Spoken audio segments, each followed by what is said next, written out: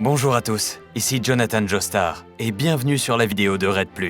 Je dois vous laisser, la bataille avec Dio n'est pas encore terminée. À toi, Red!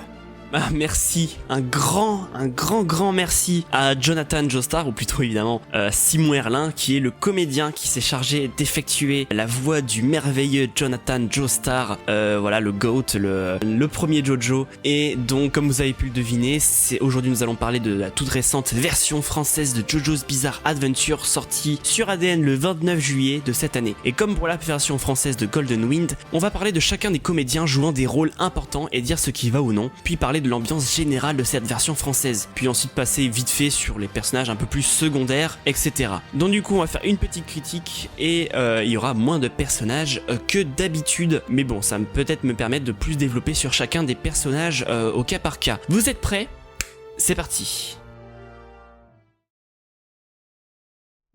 On commence tout de suite avec Jonathan Joestar, interprété par Simon Herlin. Et franchement, j'ai déjà merci encore à Simon pour avoir prêté ta voix pour cette vidéo. Ça me fait vraiment plaisir.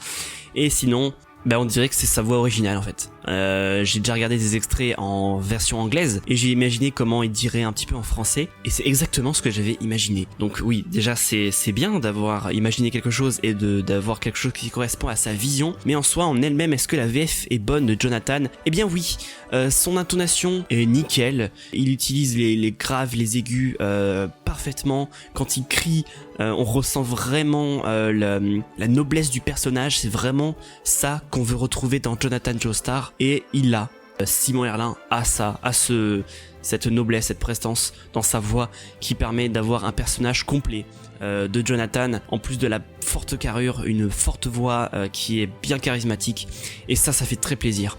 Ensuite, Dio Brando, interprété par Vincent Bonasso en français. Alors, je pense qu'il va souffrir de la comparaison avec le doubleur original. Je ne sais plus comment il s'appelle, mais normalement je vais vous l'afficher à l'écran. Et en elle-même, la VF de Dio est très bonne. Je trouve qu'il a une voix de méchant en fait. L'intonation est aussi très bonne, il y a beaucoup d'émotions. On sent que le personnage, voilà, il est méchant. Et ça c'est très bien joué de la part du comédien Vincent Bonasso. En comparant à la VO, même si c'est très bizarre de comparer, parce que c'est deux langues totalement différentes. Comédiens là-bas, les seiyuu ils font de manière différente, donc c'est un petit peu bizarre. Mais voilà, il y a un peu plus de charisme en VO. Avec cette voix grave et douce et suave. Là, on retrouve un petit peu moins. Il a ce côté méchant, mais il n'a pas ce côté grave, cette voix grave et douce en même temps. Donc ça fait un petit peu bizarre d'entendre cette voix, mais franchement j'ai hâte de voir ça pour Stardust Crusader, où le personnage sera encore mieux dans l'action. Avant-dernier gros personnage, c'est Will Zeppeli, maître de Jonathan, le maître de l'onde, interprété par Vincent Violette.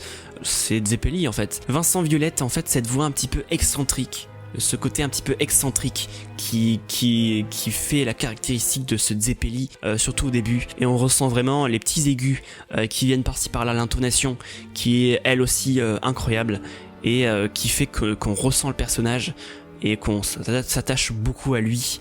Le Hey Baby était bien, très bien. Il a su capter l'excentricité du personnage, et ça en fait du coup un très bon personnage à écouter, très agréable à écouter en VF. Enfin, gros dernier personnage, c'est Speedwagon, fait par Laurent Sao, et là aussi je trouvais que c'était super bien, peut-être un des meilleurs moments de cette VF.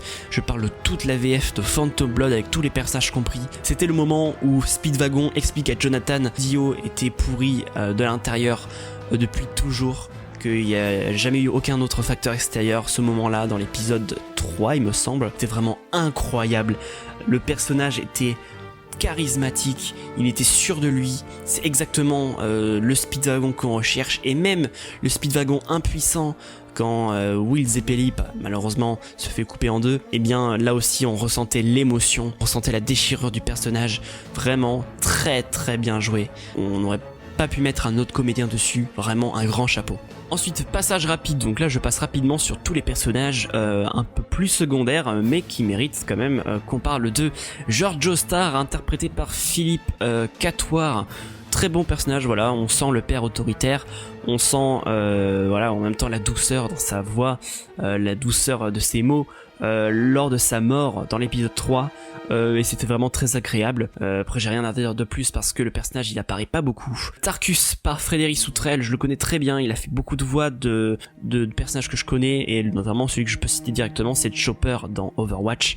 Là le ton il est totalement différent mais sa voix est reconnaissable entre mille et on sent voilà l'hostilité dans la voix du personnage. Il fait beaucoup de personnages avec des grosses voix méchantes.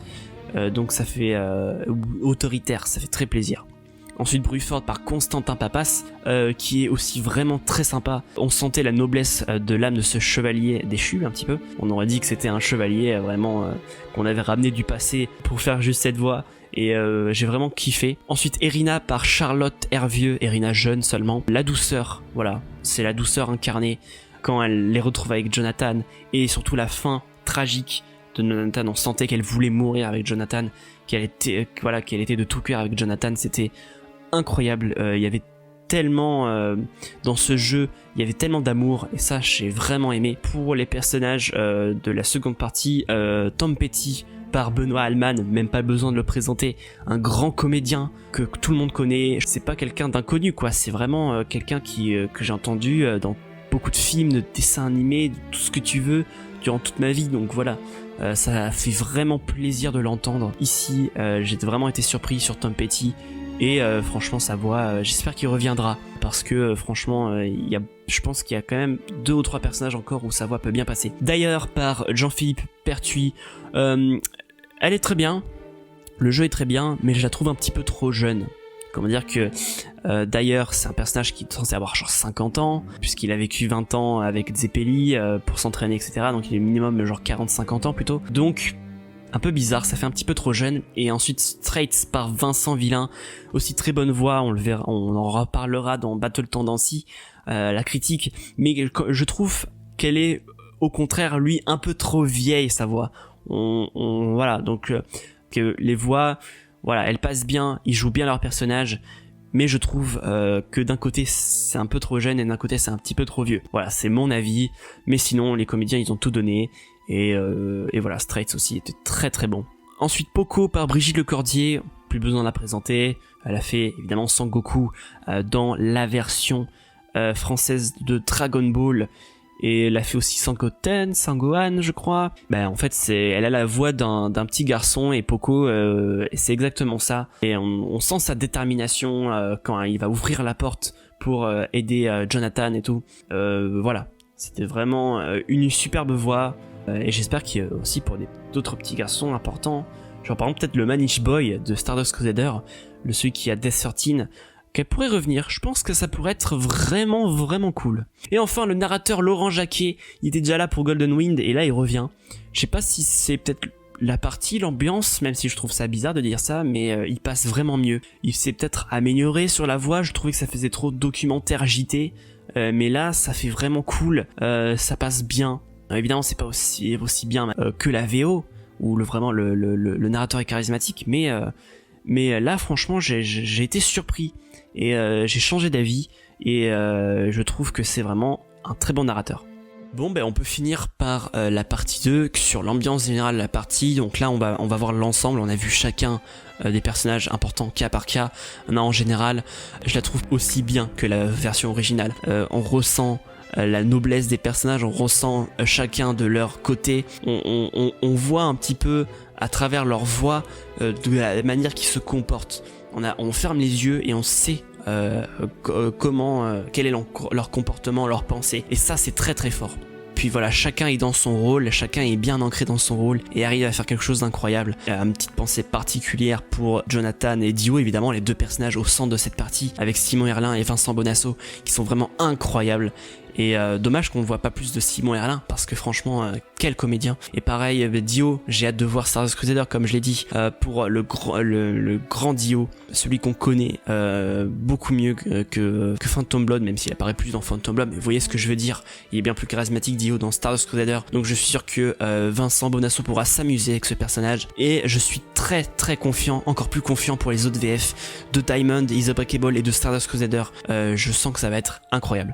J'espère que cette vidéo vous aura plu, on se retrouve très bientôt pour la critique sur Battle Tendency, et qui sait, peut-être qu'on aura un autre comédien qui viendra nous faire une phrase ou deux, j'essaierai de faire de mon mieux. Oh, et puis tant qu'on y est, on va laisser faire Jonathan, il va nous finir la vidéo à ma place.